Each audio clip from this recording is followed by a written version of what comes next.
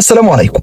أكثر من 3000 في السودان في أقل من 48 ساعة. تاخد كمان الأكبر، المستشفى السعودي في السودان بتعلن عن فقدان من خلال وسائل الإعلام السودانية 460. المستشفى السعودي دي للولادة يا جماعة، عارف يعني ايه للولادة؟ يعني ما فيش هناك شباب حتى للولادة، أكيد اللي موجود سيدات وأطباء وممرضين.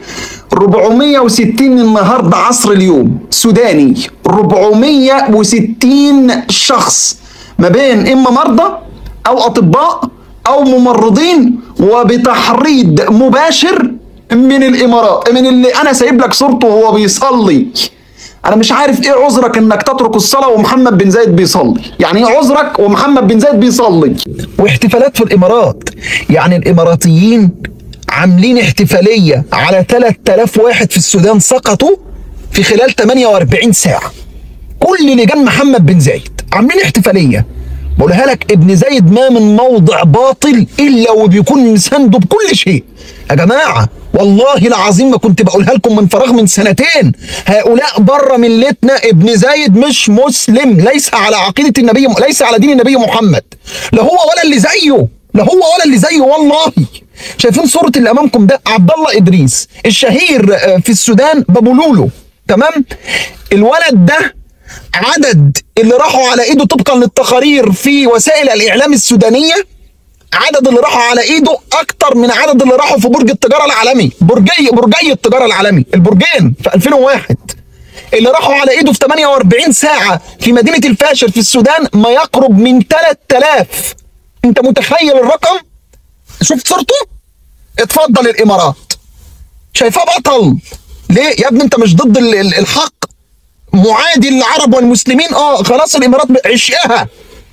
في بعض الناس نشر تغريدات، شوفوا حتى الاكونتات بتاعتهم، بعض الناس بيقولوا لك ان المسافة ما بين السودان وما بين الامارات 1800 كيلو، يعني تستطيع السودان بالطائرات المسيرة اللي عندها تعطل ابو ظبي ودبي وميناء جبل علي.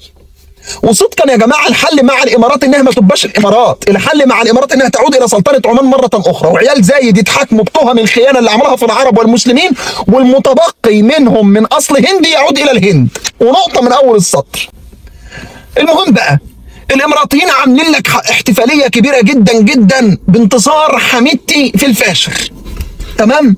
في الوقت اللي السعوديه طلعت، وزاره الخارجيه السعوديه طلعت بيان رفضت اللي عمله حميدتي في الفاشر. وليه يا جماعه؟ مش حبا في الشعب السوداني، بس السعوديه مسانده الجيش السوداني، كان فرحانه جدا بالانقلاب بتاع الجيش السوداني واللي حصل في القياده العامه في 2019 تقريبا ولا 2020 ضد الشعب السوداني، كان مبسوطه جدا السعوديه. السعوديه رفضت اللي بيحصل في الفاشر، قطر رفضت اللي بيحصل في الفاشر، وايضا الكويت ومصر وعدد كبير من الدول العربيه والاسلاميه رفض اللي بيحصل في مدينه الفاشر السودانيه على ايد حميدتي. وحميدتي يا جماعه لاخواتنا العرب اللي مش فاهمين تاريخه في اقل من دقيقه، حميدتي في 2003 كان راعي ابل، بتاع ابل عنده جملين وخروفين، منهم خروف جايبه من الامارات تقريبا، من برضه تبع عيال زايد او حاجه زي كده. المهم كان عنده جملين وخروفين، راعي ابل في 2003، وكان شغال شغلانته الاساسيه قاطع طريق على حدود تشاد، السودان الجنوب الغربي مع تشاد، كان دي مهنته قاطع طريق. حصلت مشاكل في دارفور في 2003، 350,000 باعتراف الامم المتحده كان على ايد حميدتي وواحد اسمه موسى هلال. دول جابوا بقى القبائل وجابوا بعض الشباب وجابوا ناس من تشاد وعملوا اللي عملوه في 2003 باعاز من عمر البشير. حميدتي جه عمر البشير، انا انقذتك في دارفور. عمر البشير قال له انا عندي حركات مسلحه، قال له احاربها لك بالمجموعات اللي معايا. واجه بعض الحركات المسلحه، منها تقريبا حركه اسمها العدل والسلام، مش فاكر اسمها يعني، او العدل والمساواه حاجه زي كده. المهم عمر البشير فرح قوي بحميدتي، قال ايه ده مفيش عنده اللي جاب ابو رحمه، ده ما بيعرفش يقرا ويكتب. حميدتي قال له بس استنى، انا اسمي حميدتي الميليشياوي، مشهور بكده وصوري كلها ماليه الدنيا حميدتي الميليشياوي. قال له روح وانت عميد جيش. قال له ايه؟ قال له روح وانت عميد جيش. حميدتي قال له مش كده بس، انا عايز الجنجويد اللي معايا يبقى اسمهم اسم كده قوي في السودان، اسم مرموق مؤسسه. قال له روح وانتوا دعم سريع. ده عمر البشير اقسم بالله، وجاب حميدتي دعم سريع واداله مناصب واداله اموال، وخلى حميدتي سيطر على مناجم الذهب في الجنوب الغربي من السودان كله، ومناجم الذهب كلها راحت للامارات. وبعدين جه عمر البشير او حميدتي، الشعب السوداني عامل ثوره ديسمبر 2019 تقريبا او 2018، جه في ابريل 2019 عمر البشير تنحى بعد ما حميدتي والبرهان انقلبوا عليه. الشعب يحكم، البرهان وحميدتي قالوا لا. تحكم مين؟ احنا اللي نحكم. مصر والسعوديه والامارات دعموا العسكر سواء حميدتي او البرهان ضد ثوره الشعب. لكن بعد ما الشعب بقى خلاص تعب وزهق وحصل اللي حصل له والمكونات السياسية تم اعتقالها وحبسها، حميدتي والبرهان اختلفوا على تركة مين يحكم السودان، فجت مصر والسعودية اخذوا صف الجيش السوداني ودعموه، والامارات خدت صف حميدتي ودعمته. يعني اصلا هناك 3 دول هم شركاء اساسيين اللي حصل في السودان الان. كان المفترض الشعب يحكم، الامارات والسعودية ومصر قالوا لا العسكر اللي يحكم. العسكر نفسه انقلب على بعضه والسودان راحت للي راحت له الان. ادي ملخص كده سيره حميدتي سريعا يعني اللي قلتها لحضراتكم. ابن زايد مدعم حميدتي في كل شيء.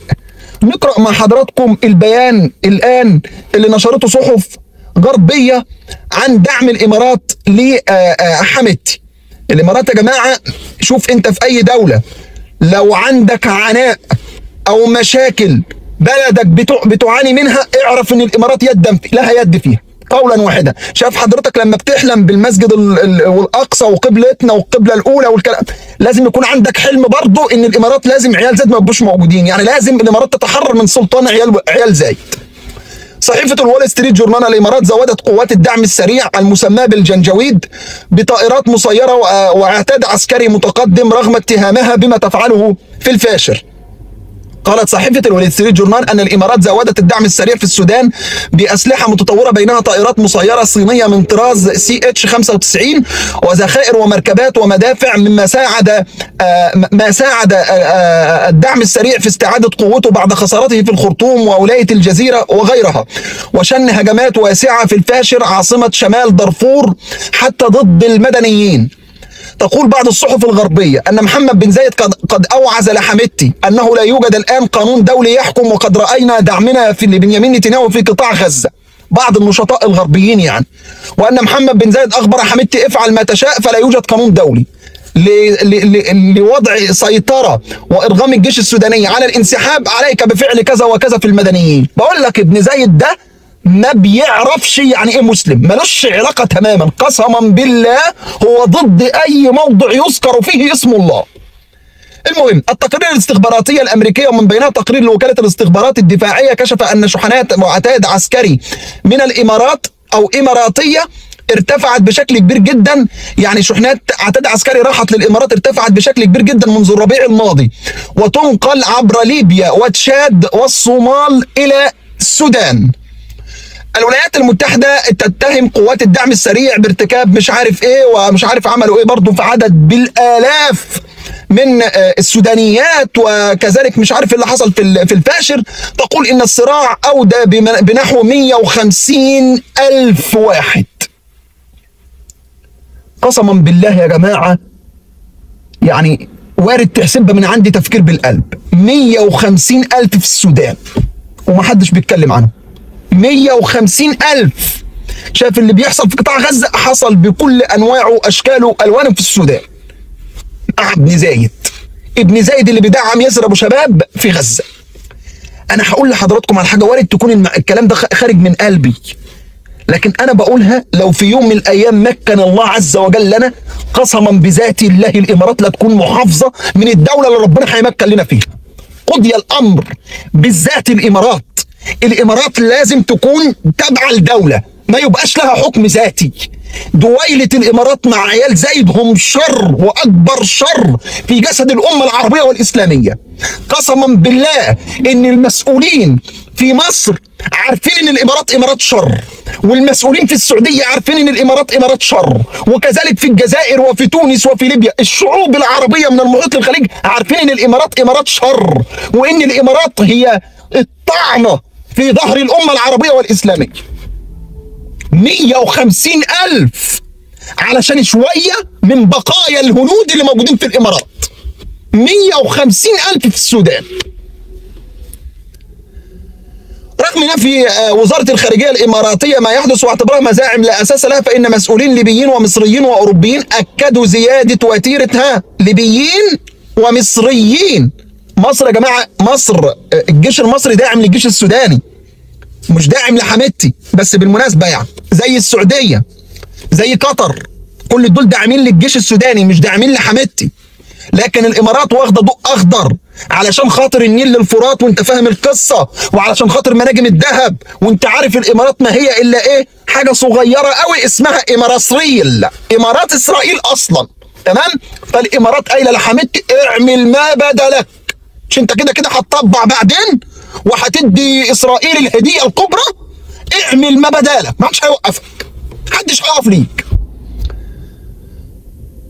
فإن مسؤولين ليبيين ومصريين وأوروبيين أكدوا زيادة وتيرة الشحنات الإماراتية من العتاد العسكري إلى قوات الدعم السريع. تاني يا جماعة، عايز تعرف الحل؟ أو أنا آسف، مش ده مش كلامي، ده كلام بعض المغرضين، بيقول لك إن الحل الطائرات المسيرة بتبعد من السودان عن الإمارات 1800 كيلو، تمام؟ يعني المسافة اليمنية إلى الكيان أكبر بكتير. فهل الجيش السوداني ممكن يفهم إن المعادلة الصح أبو ظبي ودبي وميناء جبل علي؟ هنشوف الكلام ده كله يا جماعة. لكن إخواتنا في اليمن أكثر مننا خبرة. إخواتنا في اليمن لما عملوها في أبو ظبي ودبي، الإماراتيين راحوا لليمنيين قالوا لهم بصوا، عايزيننا نبوس القدم بنعملها، نبدي الندم بنعملها، عايزيننا نعمل لكم عجين الفلاحه، احنا احلى ناس من اصل هند بيعملوا عجين الفلاحه، الاماراتيين فعلا بيعرفوا يعملوا عجين الفلاحه مع اللي يديهم. فعلشان كده امام الجيش السوداني الحل، والحل هو عارفه، ابو ظبي ودبي. واسف للإطالة على حضراتكم، سلام الله عليكم ورحمته وبركاته.